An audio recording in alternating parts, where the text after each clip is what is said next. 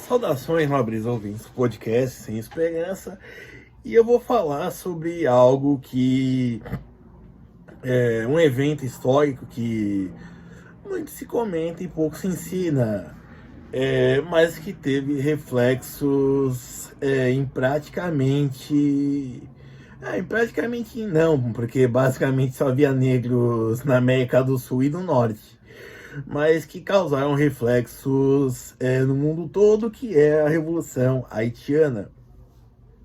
Certo? Tendo como base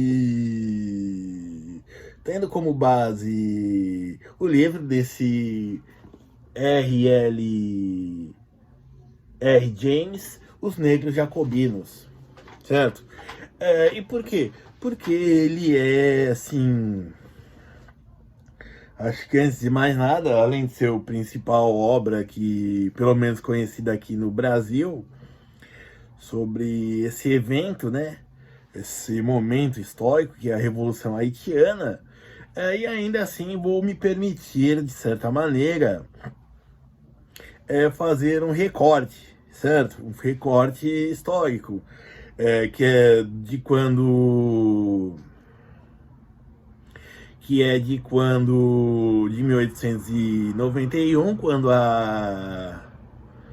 a revolta haitiana dos escravos, digamos assim, estoura, e até 1806, que é quando o Haiti se estabelece como uma república, certo? Se estabelece como uma república, e também não só isso, ele deixa de ser uma república de certa maneira, porque o Dessalines, um dos generais negros, ele morre durante uma revolução branca, de brancos haitianos, digamos assim. E aí também é disso que eu vou falar, a importância não só das, digamos assim, três etnias, né? Porque, assim, né, e aí explicando um pouco da cor das coisas, certo? Mas indo bem ao que interessa, é, terminando em 1806, o nosso recorde histórico, certo? Primeiro, antes de distinguir, o Haiti, ele tinha um nome na época de Santo Domingo. Ele fica numa ilhazinha chamada Hispaniola, metade é da Espanha e metade era da França. Hoje são territórios independentes, de um lado a República Dominicana e do outro o Haiti. Certo? A parte francesa se chamava Santo Domingo. O nome Haiti vem depois e até quando se é proclamada a República do Haiti. Certo?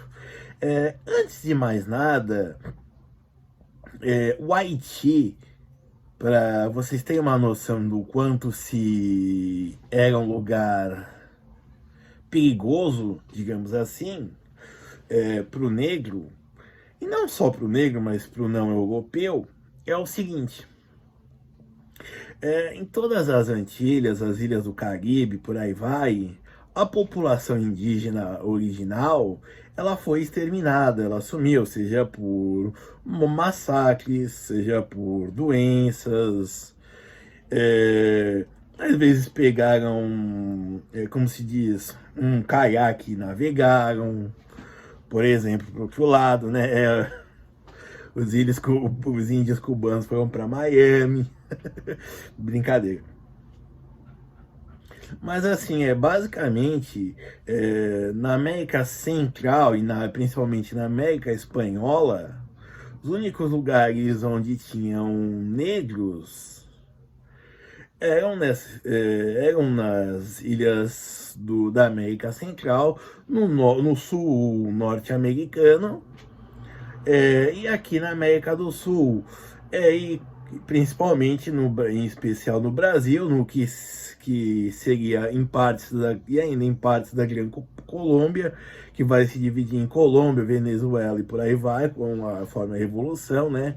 Depois que como chama, o Simão Bolívar morrer, e seus sucessores disputarem o poder, e na Argentina também, porque a população indígena de lá era bem escassa e também assim, mas eles não perderam a oportunidade de passar o fogo nessa população negra.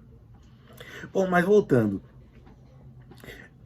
o Haiti, ele entra no contexto da Revolução Francesa, que foi influenciada pela Revolução Americana, né? Primeira descolonização do, do Brasil, do Brasil não, do mundo, e depois a Inconfidência Mineira, que foi em 21 de abril de 1889, que influenciou a Revolução Francesa em 14 de julho de 1889. O Haiti não ficou estremecido num primeiro momento, porque ainda tinha assim um governo em si moderado, mas quando os jacobinos, que eram a esquerda radical, que queriam a república, aí sim tinha também gente insatisfeita no Haiti. Por exemplo, lá pelo excesso de violência, certo? Que nem aqui cita, se não me engano, 2/3 da população escrava, que é algo em torno de 500 mil, a população, eram de pessoas recém-chegadas, eram de escravo, eram uma escravaria recém-chegadas, certo? Só 1/3 eram filhos ou netos de outros escravos, ok? E é claro também que não existisse, de certa forma, uma miscigenação, franceses casando com brancos e brancos casando com franceses. E negros casando com franceses, tinha uma linhagem parda e tudo mais. Mas assim, mesmo assim, era um ambiente de extrema violência. E lá, e bom, e lá era também o maior produtor de açúcar do mundo, superando Cuba, por exemplo, superando o Nordeste brasileiro, certo? Mas era realmente um lugar de muito violento, certo? Não vou dizer que chega a ser hoje onde, como se diz, membros de gangue matam o presidente na casa dele, na frente da família. Mas é um lugar assim bem trevoso, certo? Por exemplo, a punição padrão é carregar pedras de 50, 50 quilos, que o Haiti ele é para limpar terreno, e assim, não é levar pedra abaixo, por exemplo, é levar pedra acima. E se o cara morresse, paciência, o que ia pegar a pedra do que morreu e ainda teria de levar o cadáver do que morreu no caminho. Aí assim, o Haiti é um termo caribenho que quer dizer raid, quer dizer a montanha. Perfeito? Bom, então com o governo jacobino se espalhou pela França e tudo mais.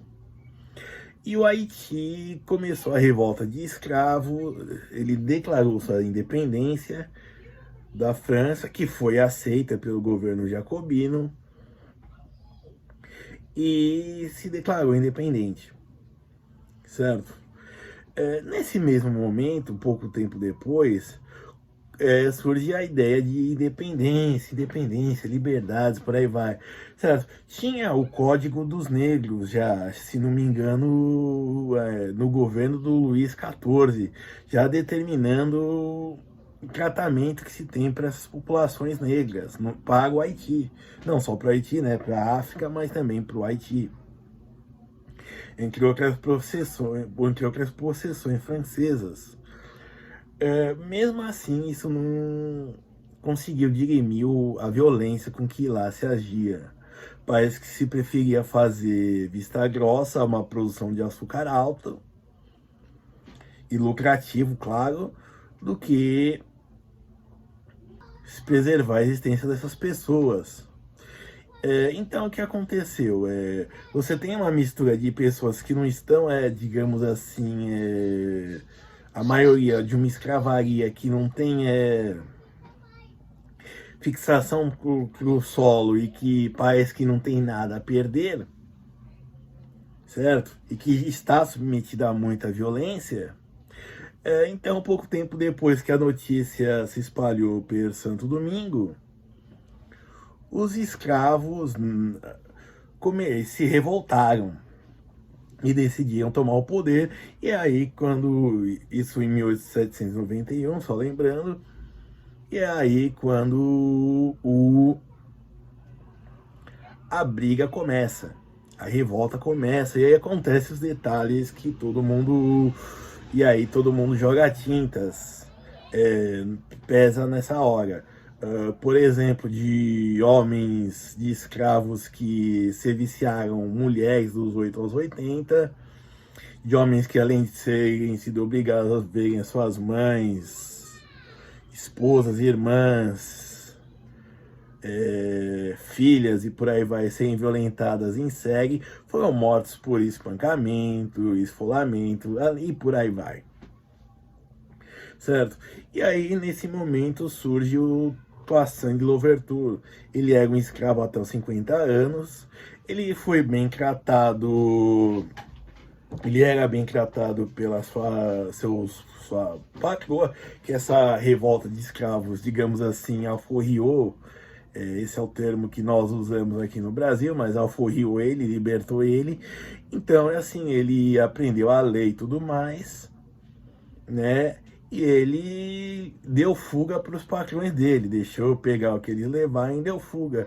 E nisso ele ficou com a fazenda deles, tomou posse dos antigos patrões, e lá ele montou, digamos assim, um exército, certo? E aí ele conseguiu tomar isso não de modo muito, como se diz, não de modo tão belicoso assim, mas ele conseguiu pacificar o país lá por mais ou menos 2 anos depois, mais ou menos, na verdade até 3, né?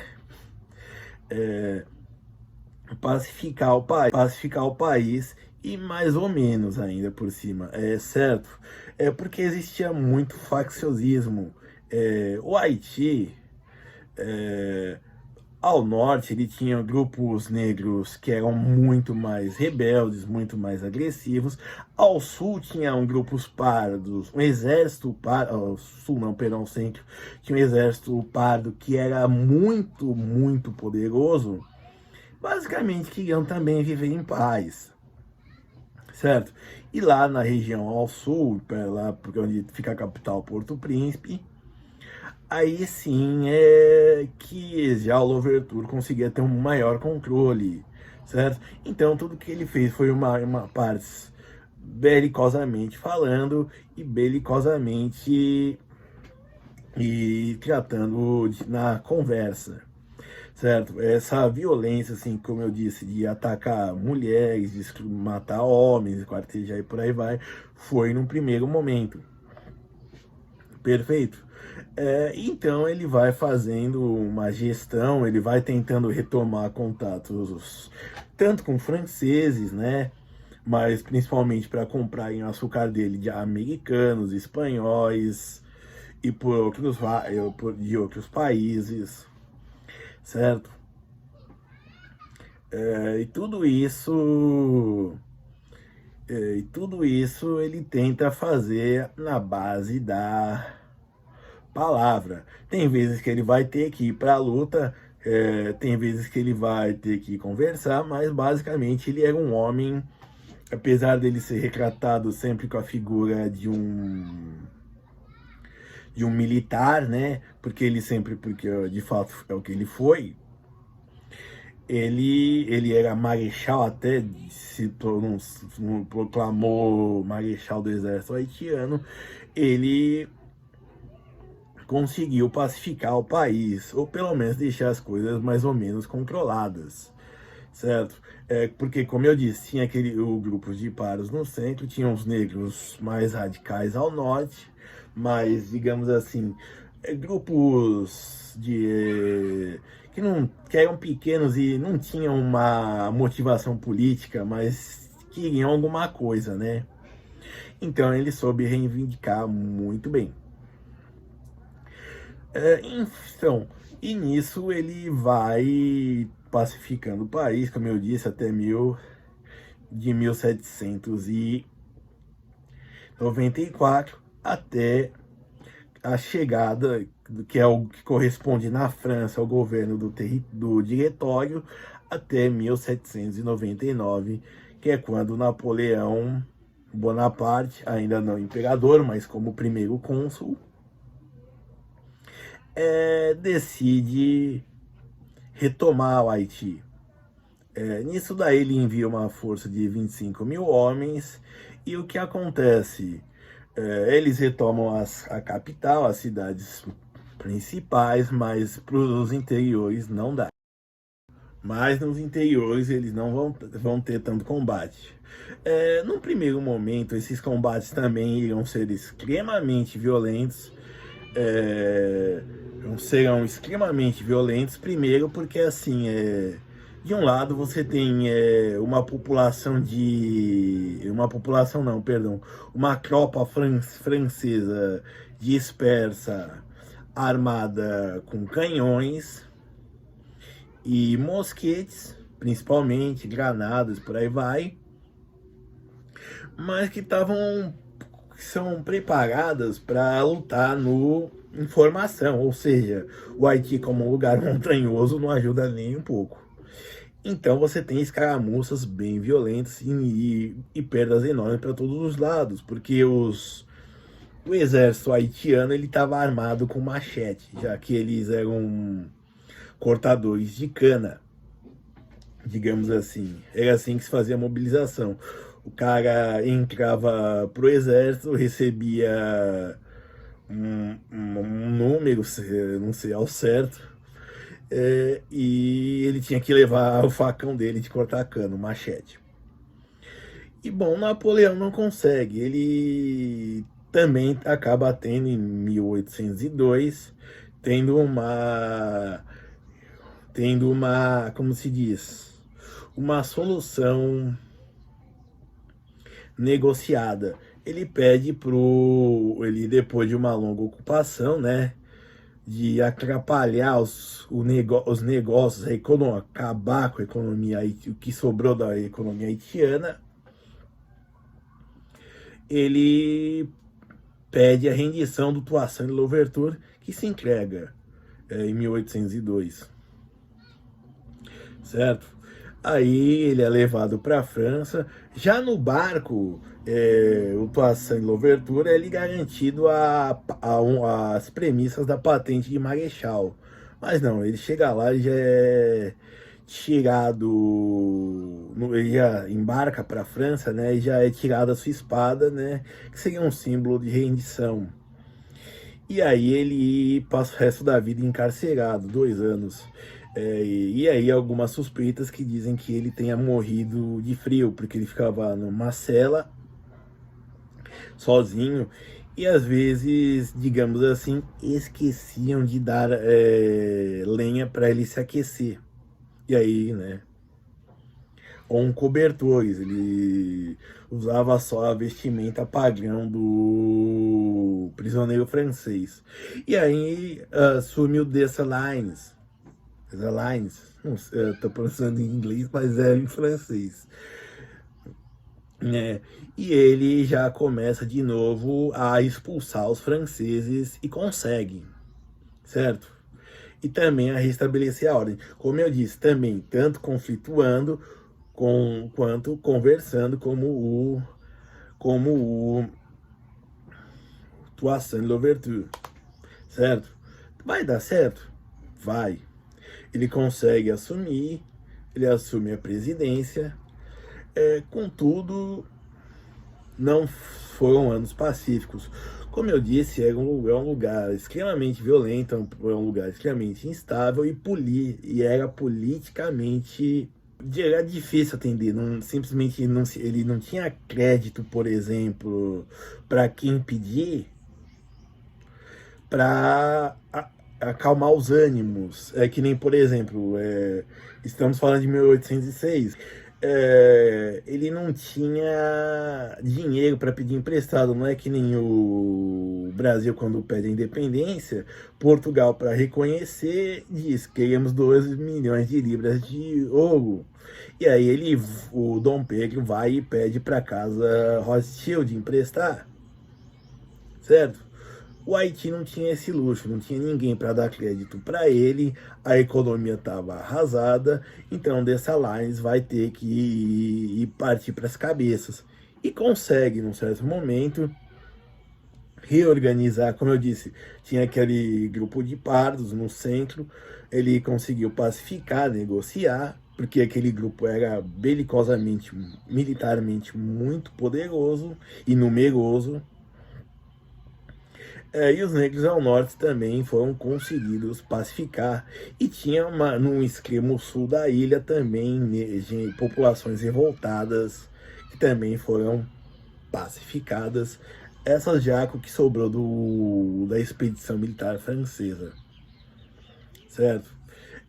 Porém, e aí terminando, tem uma revolta de brancos franceses, né? De gente.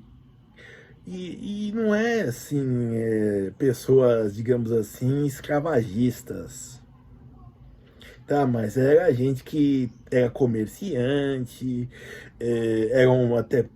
eram pequenos profissionais, eram às vezes negros livres ou homens brancos pobres que se sentiram prejudicados. E aí eles fizeram, em 1806, uma revolta na capital, e aí destruiu e assassinaram Dessalines, e toda aquele capacidade burocrática, administrativa que ele conseguiu dar para o território se perdeu e caiu na mão isso em 1806, caiu na mão de vigaristas mesmos que começaram a disputar pelo poder, e aí alguns chegaram a se coroar reis.